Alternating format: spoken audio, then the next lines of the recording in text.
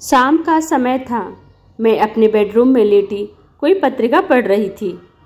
राहुल एक birthday party में जाने के लिए तैयार हो रहा था। विजय ऑफिस से आ चुके थे, अपने फ़ोन में व्यस्त थे। राहुल सिर्फ जीन्स पहनकर हमारे रूम में आया। विजय की अलमारी खोलकर शर्ट्स देखने लगा।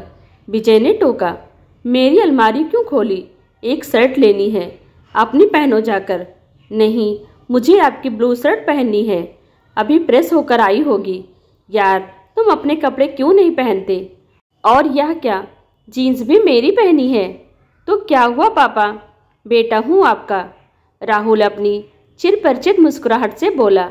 मैं प्रत्यक्ष तो पत्रिका पढ़ रही थी, पर मेरे कान पिता पुत्र की बातचीत पर ही लगे थे।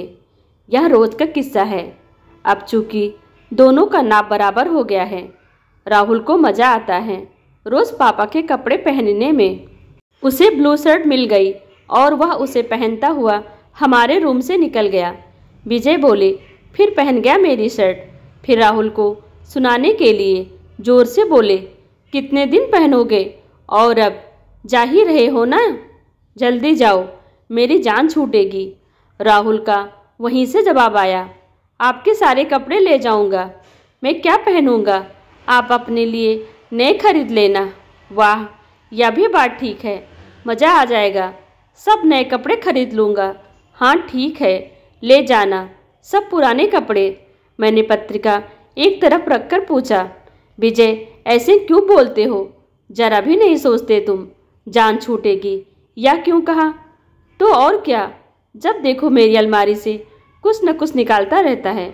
उसके पास अपने इतने कपड़े हैं, पर नहीं, मेरे ही कपड़े पहनता है। आजकल तुम्हें उसकी यह बात याद नहीं आएगी, लेकिन मैं तो चैन की सांस लूँगा। कैसे हो तुम?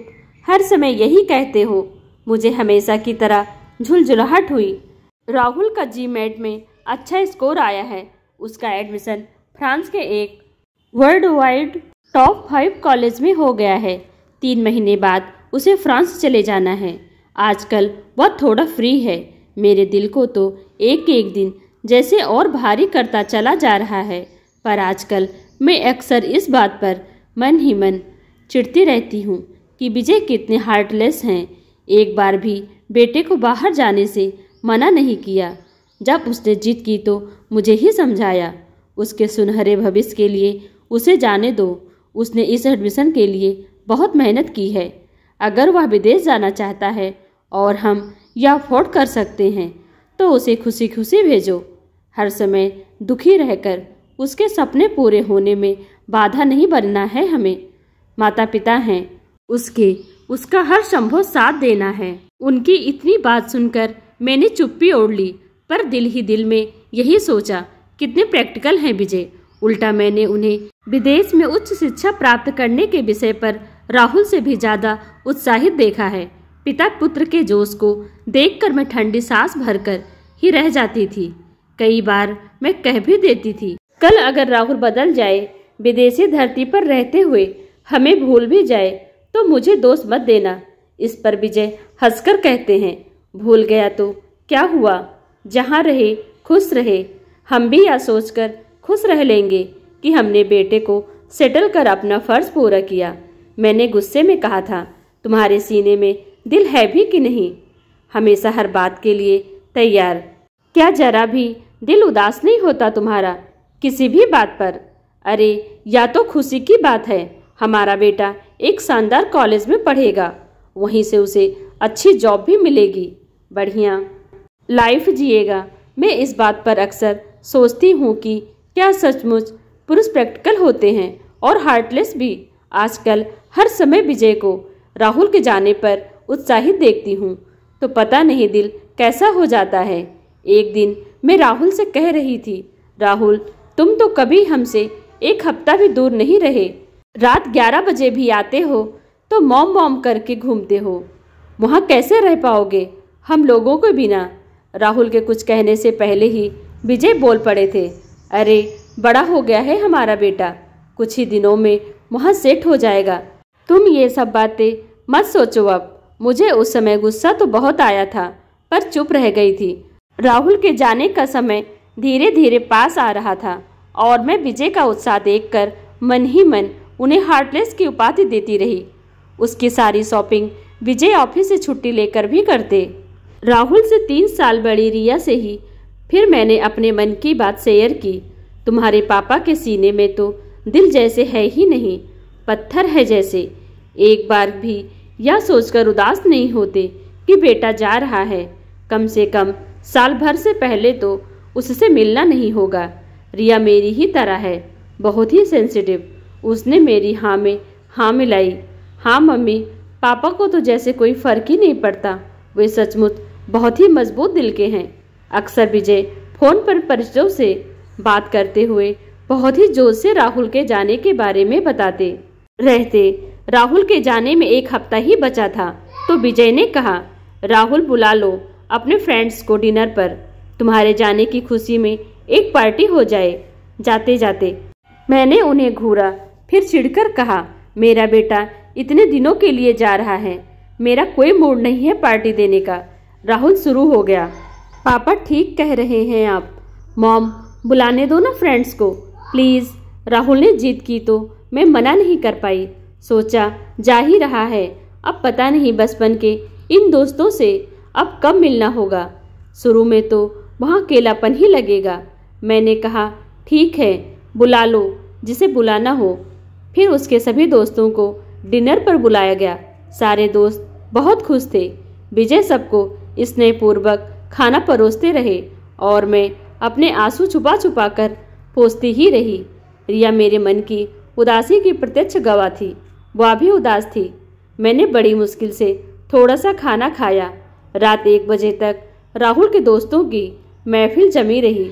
सबके जाने के बाद राहुल मुझसे लिपट गया। थैंक्स मॉम, बहुत मज़ा आया। मैंने विजय को देखा, वे मुस्कुरा रहे थे।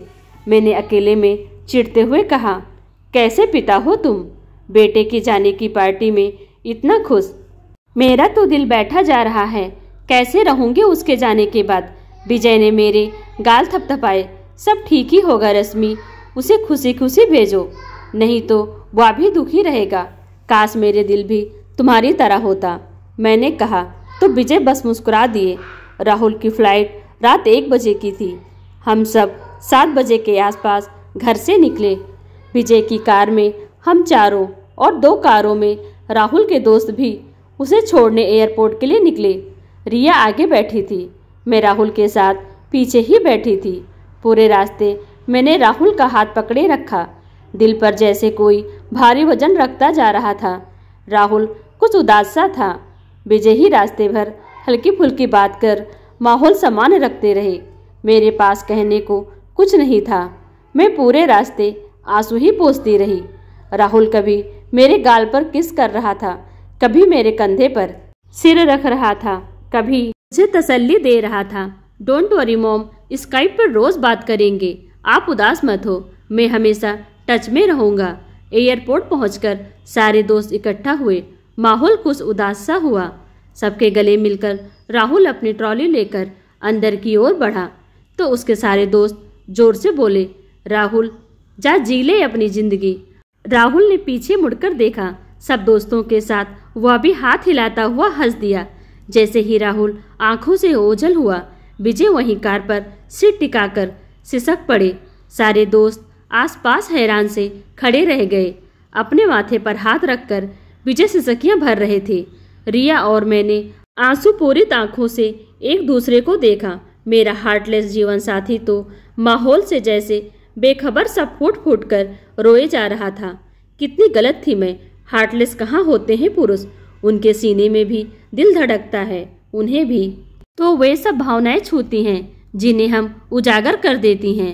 बस उन्हें अपने मनोभाव पर नियंत्रण रखकर परिस्थिति से जूझते हुए परिवार के हर सदस्य को संभालना आता है। बेटे के स्नेह में कमजोर पड़ती पत्नी को बहलाना आता है। अपने को समझाकर बेटे को दूर भेजकर उसके सपने पूरे करने में साथ देना आता है। सचमुच कितनी गलत थी मैं।